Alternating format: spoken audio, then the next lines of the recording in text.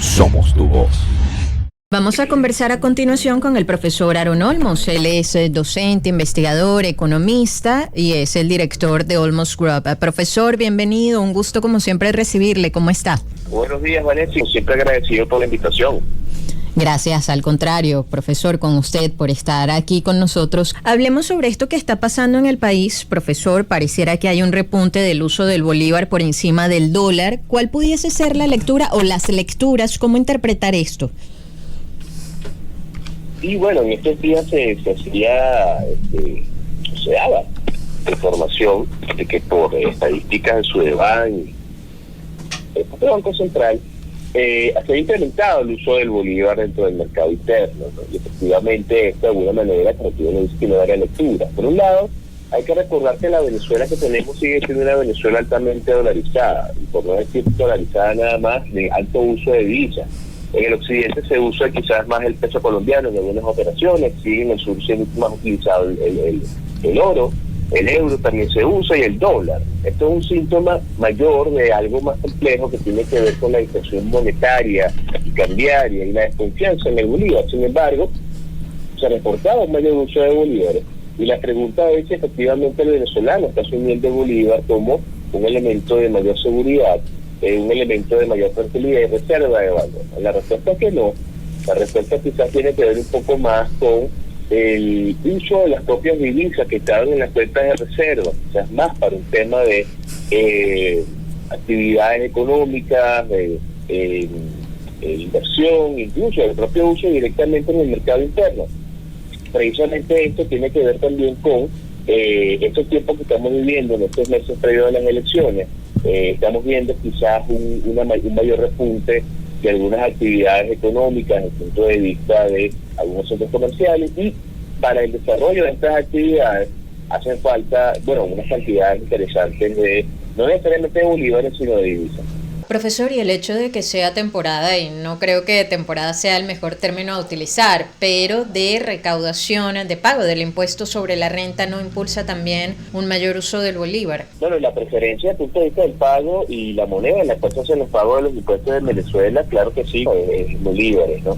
De hecho, hay un efecto sobre el pago del impuesto que tiene que ver con el uso de determinada cantidad de bolívares, pero por eso te comento que quizás la visión que se pueda llegar a tener del uso del bolívar en una mayor proporción, quizás en estos momentos, tiene que ver más con otras situaciones. Tú rescatas el tema impositivo, totalmente de acuerdo. Esto tiene que ver también con la preferencia de las personas, los pagadores de sus impuestos, pues estas obligaciones, empresas y personas naturales, en bolívares, precisamente al pasar el tema del pago del impuesto, al pasar ya el 15 de mayo, quizás vamos a ver la mayor realidad con respecto a la preferencia de las monedas dentro del mercado interno. De hecho, profesor, uno puede intuir que también el tema de la desaceleración de la inflación o la estabilidad del tipo de cambio ha contribuido a que se use más el bolívar.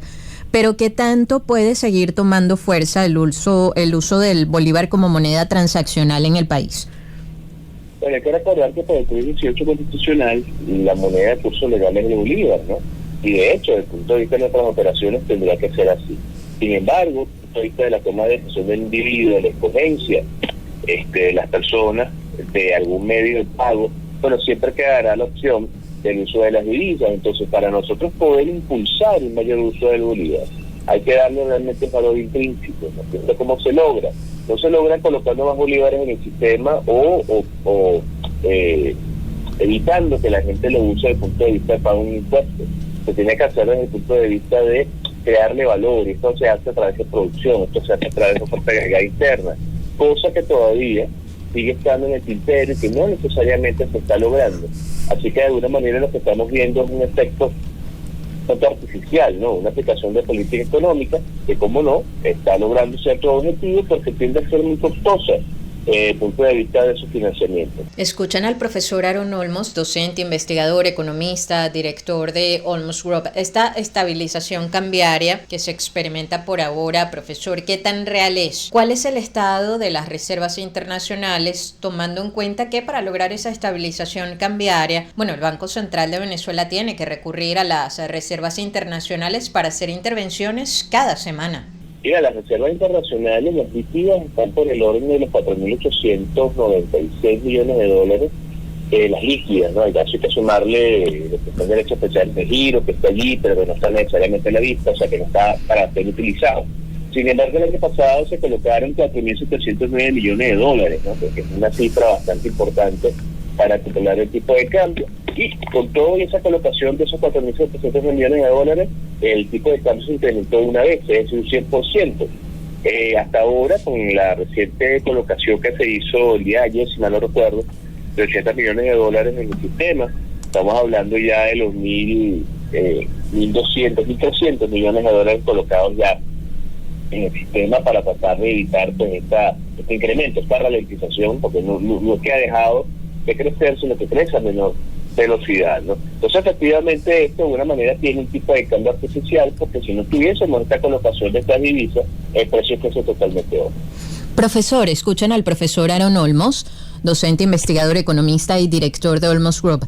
Decíamos, en parte, pudiese estar ocurriendo esto a propósito de la desaceleración de la inflación, pero en estos días hablaba con alguien que me decía, oye, ese respiro que había experimentado la economía venezolana ya no se siente tanto, la cosa está apretada, ¿qué está pasando? Es que de hecho, allá vamos otra vez, o sea, la situación artificial que se ha creado desde el punto de vista de la toma de decisión de política económica no está ejerciendo un efecto real sobre los problemas de fondo. Los problemas de fondo es que no se está produciendo tantos bienes y servicios dentro del mercado interno como pudiéramos, no estamos generando quizás de repente la misma cantidad de producción nacional, otra vez hay que decirlo, ¿no? En términos formales, para la cobertura de necesidades del mercado, se depende todavía un porcentaje importante de lo que viene del resto del mundo, y esto de alguna manera, si bien las naciones no son autosuficientes, siempre tienen cierto nivel de dependencia, cuando tú ves los índices de capacidad utilizada de la industria, sus informes, ¿no? Sus informes de coyuntura,